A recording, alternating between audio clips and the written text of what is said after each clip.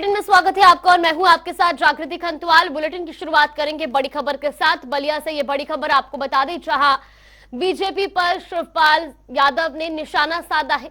उन्होंने अपने बयान में कहा कि विपक्ष का उत्पीड़न कर रही है भारतीय जनता पार्टी। आजम खान मामले पर बोले शिवपाल यादव, कहा आजम खान के साथ अन्याय हो रहा है, जो हुआ है वो इंसाफ नहीं है। सपा कांग्रेस इंडिया गठबंधन के साथ है और ऐसे में उन्होंने कहा कि 2024 में मजबूती के साथ एक साथ चुनाव लड़ेंगे। ये बड़ी खबर, बड़ी जानकारी आपको बता रहे हैं बलिया से, जहां भारतीय जनता पार्टी पर शिवपाल यादव ने निशाना साधते हुए कहा कि विपक्ष का उत्पीड़न कर रही है भारतीय जनता पार्टी। आजम खान मामले पर बोले शिवपाल यादव, कहा आजम खान के साथ जो हुआ वो अन्याय है, जो हो रहा है वो इंसाफ नहीं है, वो अन्याय है। और साथ ही उन्होंने कहा कि सपा और कांग्रेस इंडिया गठबंधन के साथ है और 2024 के चुनाव में इंडिया गठबंधन एकजुट होकर चुनाव लड़ेगा। ये बड़ी खबर, बड़ी जानकारी बलिया से।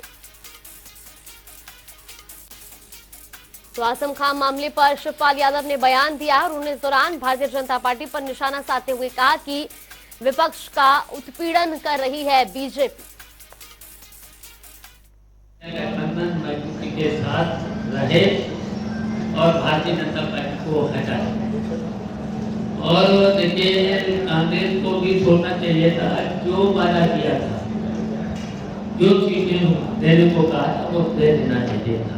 तब भी समाजवादी पार्टी इंडिया गठबंधन के साथ है, मजबूती के साथ है। लेकिन 2024 में भारतीय जनता पार्टी को हराने।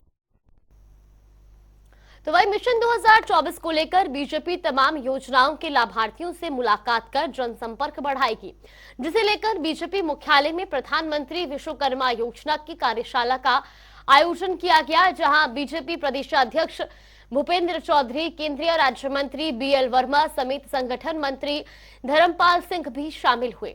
हमारे संवाददाता अनूप सिंह की रिपोर्ट देखिए। प्रधानमंत्री विश्वकर्मा सम्मान योजना के अंतर्गत उत्तर प्रदेश में क्या पूरे देश में तमाम लाभार्थी अपना लाभ उठा रहे हैं। आज लखनऊ भारतीय जनता पार्टी कार्यालय में तमाम जो विश्वकर्मा सम्मान की योजना के अंतर्गत तमाम पदाधिकारियों को बुलाया गया है। तमाम जिलाध्यक्ष आए हैं और भारतीय जनता पार्टी के जो तमाम पदाधिकारियों के साथ साथ मंच पर आज केंद्रीय राज्य मंत्री बीएल वर्मा और संगठन मंत्री धर्मपाल सिंह और भाजपा प्रदेश अध्यक्ष भूपेंद्र चौधरी के नेतृत्व में इस पर चर्चा की जाएगी कि 2000 मिशन 2024 को लेकर जो पीएम सम्मान योजना के अंतर्गत लाभार्थी हैं उनको साधने की कोशिश है और तमाम जो भारतीय जनता पार्टी के पदाधिकारी हैं वो उनके घर पर जा करके भारतीय जनता पार्टी से जो सरकार से जो लाभ मिला है उसके साथ साथ लगातार प्रधानमंत्री नरेंद्र मोदी की जो पीएम योजना के अंतर्गत जो श्रम सम्मान योजना है, जिसमें टूल किट वितरण किया जाता है। टूल किट के साथ साथ उनको 3 महीने की ट्रेनिंग दी जाती है। ट्रेनिंग देने के बाद करीब 3 लाख रुपए तक का उनको लोन भी मिलता है, जिसका 5% ब्याज सिर्फ होता है। तो कुल मिला के कहा जा सकता है कि भारतीय जनता पार्टी अब उन लाभार्थियों तक पहुंचेगी जो तमाम योजनाओं के अंतर्गत लाभ मिल रहा है। कैमरामैन आशीष के साथ जनता टीवी, लखनऊ। केंद्रीय राज्य मंत्री बीएल वर्मा का बयान सामने आया है। उन्होंने कहा कि प्रधानमंत्री नरेंद्र मोदी की विश्वकर्मा श्रम सम्मान योजना, देश के लाखों लोग इससे लाभान्वित हो रहे हैं। विश्वकर्मा श्रम सम्मान के अंतर्गत टूल किट, ट्रेनिंग और 3 लाख तक का लोन भी दिया जा रहा है। साथ ही मंत्री बीएल वर्मा ने कहा कि इसी विषय को लेकर आज कार्यशाला का आयोजन किया गया है। कार्यशाला में विश्वकर्मा श्रम सम्मान का लोग लाभ उठा पाए, जिस पर चर्चा होगी। 17 सितंबर को विश्वकर्मा जयंती के अवसर पर लॉन्च करने का काम किया है और ये पीएम विश्वकर्मा योजना इस प्रकार की है जो पारंपरिक जो गुरु शिष्य परंपरा भी रहती है। लोग अपने हाथों से, हुनरबंदी से, उंगलियों से, अपनी योग्यता से पीढ़ी दर पीढ़ी लगातार जो काम करते आ रहे हैं। इस प्रकार के 18 प्रकार के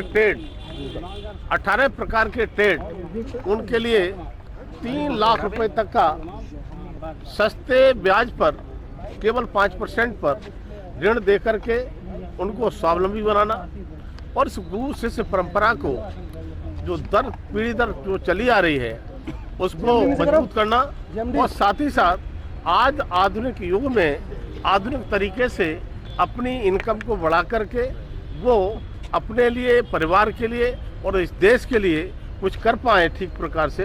इसलिए आदरणीय प्रधानमंत्री जी ने ये पीएम विश्वकर्मा योजना, जिसमें 3 लाख रुपए तक ऋण की व्यवस्था की गई है और 18 प्रकार के ट्रेड हैं, उन 18 प्रकार के ट्रेड के लिए तो यहाँ पर इसकी कार्यशाला, जिसमें आदरणीय प्रधानमंत्री मोदी जी ने इस प्रकार का जो किसी योजना का लाभ नहीं ले पा रहे थे, ऐसे लोगों के लिए इस योजना को लॉन्च करने का काम किया है। काशी के करपात्री धाम में युवा चेतना की ओर से विश्व गुरु भारत विषयक व्याख्यान का आयोजन किया गया, जहां व्याख्यान का उद्घाटन दीप प्रज्वलित किया गया। तो इस दौरान प्रधानमंत्री आर्थिक सलाहकार परिषद के अध्यक्ष और पद्मश्री विवेक देबराय, स्वामी सर्वेश्वरानंद सरस्वती समेत युवा चेतना के राष्ट्रीय संयोजक रोहित कुमार सिंह और अन्य गणमान्य उपस्थित रहे। इस दौरान विवेक देबराय ने कहा कि आज प्रधानमंत्री नरेंद्र मोदी ने भारत की तस्वीर बदलकर रख दी है और पीएम मोदी के अथक प्रयास से भारत विश्व शक्ति के रूप में उभर रहा है। तो वहीं रोहित कुमार सिंह ने बताया कि प्रधानमंत्री नरेंद्र मोदी ग्लोबल लीडर बन गए हैं और पूरी दुनिया मोदी के नेतृत्व में भारत की ओर देख रही है। उन्होंने कहा कि हमें गर्व है कि हम मोदी युग में जी रहे हैं।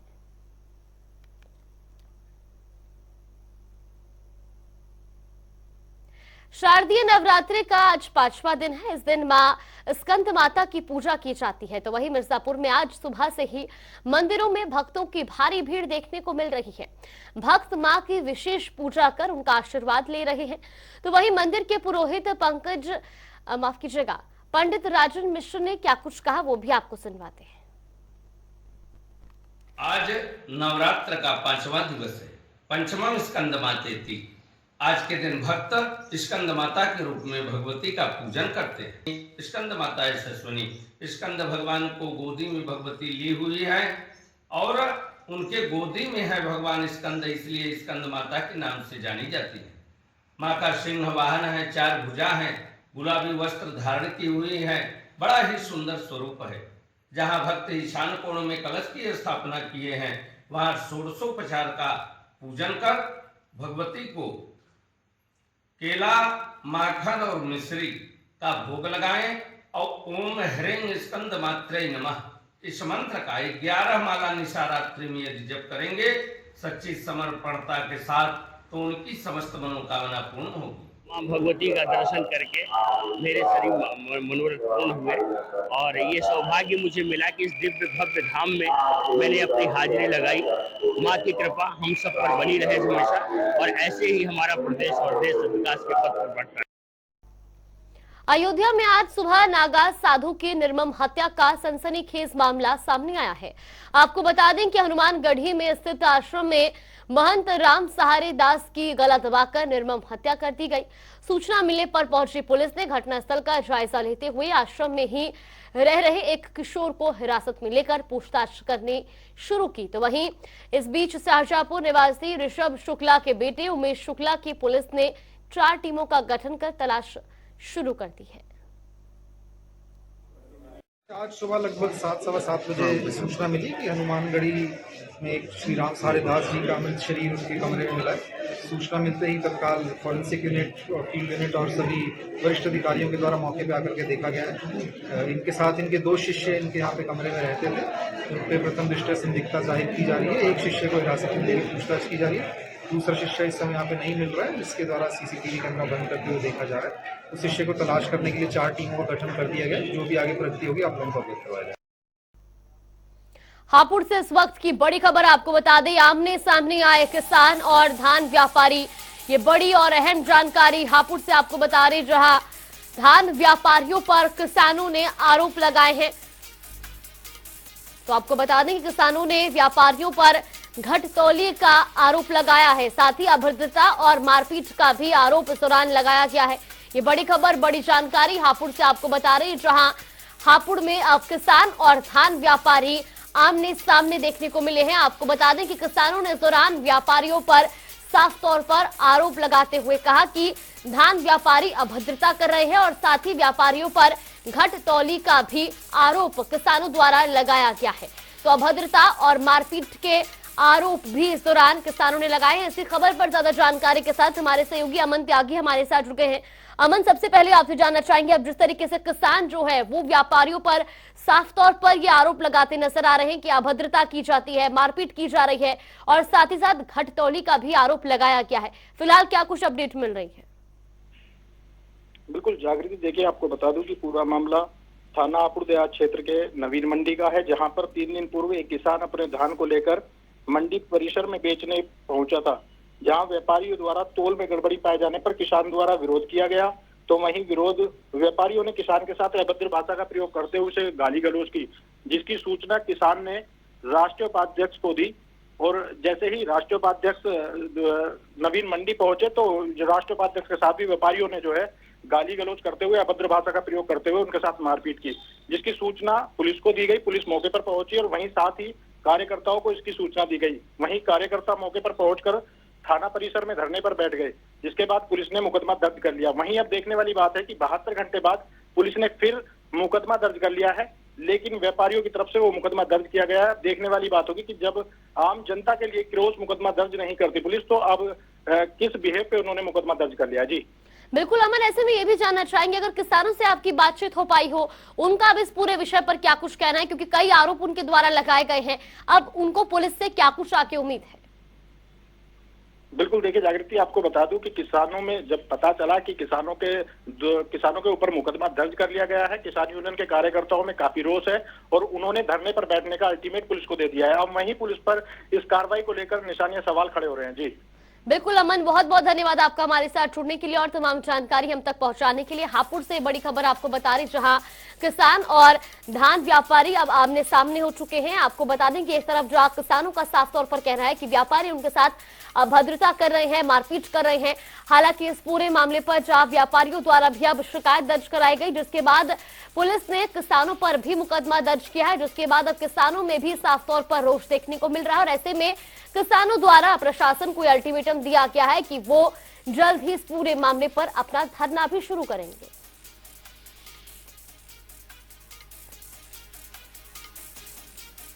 तो हापुड़ से ये बड़ी खबर, बड़ी जानकारी आपको बता रही, जहां धान व्यापारियों पर किसानों ने घटतौली के आरोप लगाए हैं और साथ ही साथ किसानों ने अभद्रता और मारपीट का भी आरोप लगाया है। हालांकि इस पूरे मामले के बाद जहां पुलिस प्रशासन द्वारा भी अब मुकदमा दर्ज किया गया, एक तरफ जहां व्यापारियों ने भी किसानों के खिलाफ ये शिकायत दर्ज करवाई है, तो वहीं अब इस पूरे मामले को लेकर के किसानों में भी साफ तौर पर रोष देखने को मिल रहा है। और ऐसे में किसान साफ तौर पर ये चेतावनी देते हुए भी नजर आए कि अगर इस पूरे मामले पर उचित कार्रवाई नहीं की गई तो किसान धरना प्रदर्शन शुरू करेंगे, क्योंकि व्यापारियों द्वारा किसानों पर मुकदमा दर्ज करवाया गया है।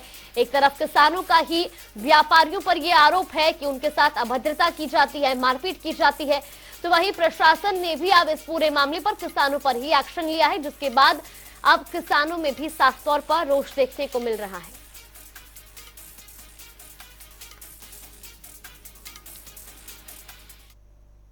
और इसी बीच रुख करेंगे बड़ी खबर की ओर। बड़ी खबर आपको बता दें, इस वक्त की बड़ी और अहम जानकारी, छत्तीसगढ़ चुनाव बीजेपी की लिस्ट जारी हो चुकी है। आपको बता दें कि बीजेपी ने छत्तीसगढ़ चुनाव को लेकर स्टार प्रचारकों की लिस्ट जारी की है। तो वहीं इस दौरान सीएम योगी को भी स्टार प्रचारक बनाया गया है। पीएम मोदी, अमित शाह का नाम भी स्टार प्रचारकों की सूची में शामिल है। ये बड़ी खबर, बड़ी जानकारी, छत्तीसगढ़ चुनाव को लेकर बीजेपी ने अपने स्टार प्रचारकों की लिस्ट जारी कर दी है।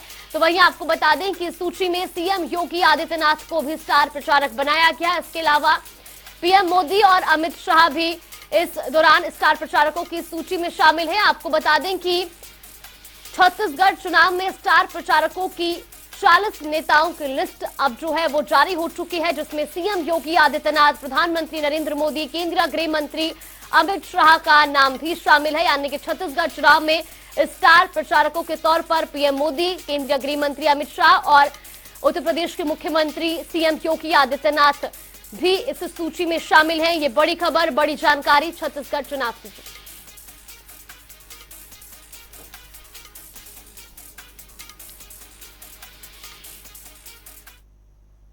चलिए बुलेटिन में फिलहाल के लिए बस इतना ही, यहाँ पे रुकते हैं एक छोटे से ब्रेक के लिए।